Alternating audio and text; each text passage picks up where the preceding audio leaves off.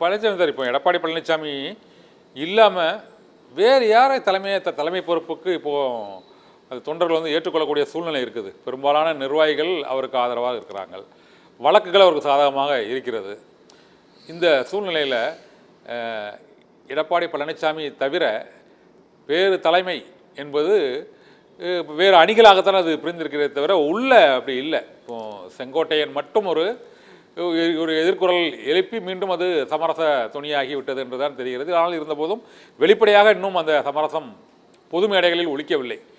இது போன்ற அதிருப்திகள் அதிமுகவோட வாக்கு வங்கியை, இப்போ நீங்கள் இருக்கிறீங்க, பாஜக கூட்டணியை எதிர்த்து தான் வந்து வெளியிடப்பு பண்ணீங்க. இப்போ நீங்கள் பாஜக கூட்டணியை திமுக கூட்டணியை எதிர்ப்பதால் அது ஒரு பலன் என்றால் அது சரியது என்று நீங்களே அதற்கு ஒத்துக்கொள்கிறீங்க. ஆனால் உங்களை போன்றவர்கள் அரவணைப்பதில் என்ன சிக்கல் இருக்குது சார்?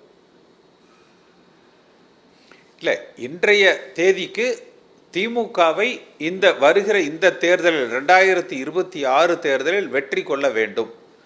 இந்த அம்மா அவர்கள் மறைவுக்கு பிறகு ஒரு வலிமையான அதிமுக 50 நாடாளுமன்ற உறுப்பினர்களோடு ஆளுகிற கட்சியாக ஒப்படைக்கப்பட்ட அந்த கட்சி 40% மேல வாக்கு வங்கி கொண்ட அந்த கட்சி இன்றைக்கு 20% வாக்கு வங்கியாக இன்றைக்கு குறைந்திருக்கிறது. அப்ப அந்த வலிமையான அதிமுகவை கட்டமைக்கிற தலைமை எதிர்காலத்துக்கு தான் தேவை. இன்றைய இந்த தேர்தல் என்று வருகிற பொழுது இருக்கிற சூழ்நிலையில் திமுகவை வென்று எடுக்கக்கூடிய ஆற்றல் ஒரு கூட்டணியாக, அப்ப திமுகவுக்கு எதிரான வாக்குகள் விஜய் அவர்களாலும் சிதறடிக்கப்படுகிற பொழுது விஜயை தவிர மற்ற எல்லோரையும் ஓரணியில் திரட்டி திமுகவை வீழ்த்த அதிமுக ஆட்சியை அமைக்க இதை ஏற்றுக்கொள்ளலாம் என்கிற மனநிலை என்னை போன்றவர்களுக்கே ஏற்பட்டிருக்கு. ஓ, ஆனால் இப்போ அண்மையில் அளித்த பேட்டியில் கூட சசிகலா, டிடிவி மற்றும் ஓபிஎஸ் ஆகியோரை கட்சியில் சேர்க்கும் அந்த திட்டமே இல்லை, அதற்கு வாய்ப்பே இல்லை என்று தான் வந்து எடப்பாடி பழனிசாமி ஒரு 2 வாரங்களுக்கு முன்பளித்த பேட்டியில் கூட அவர் தெரிவித்திருக்கிறார். இப்படி ஒட்டுமொத்தமாக புறக்கணித்து விட்டு வெறும் கூட்டணியால் மட்டும் இந்த வெற்றியை சாதிக்க முடியும்னு நினைக்கிறீங்களா சார்? இல்லை, ஒன்றுபட்ட அதிமுகவால் மட்டும்தான் அந்த வெற்றியை பெற முடியும். ஆனால் இதே எடப்பாடி பழனிசாமி இதற்கு முன்பு 24லையும் கூட்டணி இல்லை, 26லையும் இல்லை, 29லையும் இல்லைன்னாரு. ஆனால் இன்றைக்கு கூட்டணிக்காக அவர் அமித்ஷாவை சென்று சந்திக்கிறார். அதே போல அண்ணாமலை அதிமுக தலைவர்களை கொச்சைப்படுத்தி விட்டார், அதனால கூட்டணியிலிருந்து விலகுகிறோம் என்று தலைமை கழகத்தில் தீர்மானமே போட்டாங்க.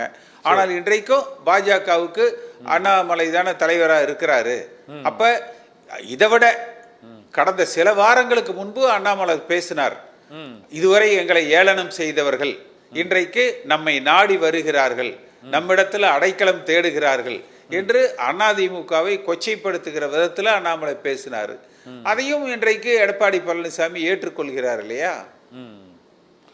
அப்ப எதிர்காலத்திற்கும் இந்த ஒன்றுபட்ட அதிமுகவை உருவாக்குவதில் அவருக்கு அந்த தயக்கம் இருக்காது, அவரிடத்தில் அந்த மனமார்ச்சியம் ஏற்படும் என்று நான் எதிர்பார்க்கிறேன்.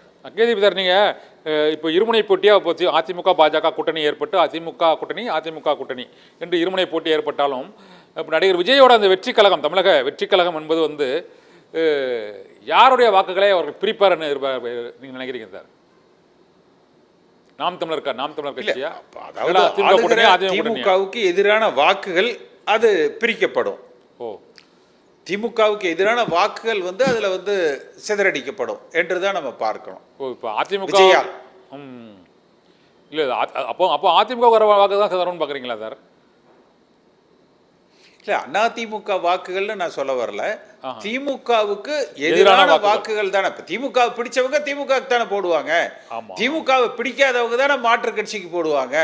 அப்ப அந்த மாற்று கட்சிக்கு போகிற பொழுது திமுகவினுடைய எதிர்ப்பு வாக்குகள், அந்த எதிர்ப்பு வாக்குகள் ஒரு சில வாக்குகள் விஜய்க்கு போவதற்கு வாய்ப்புகள் இருக்கு.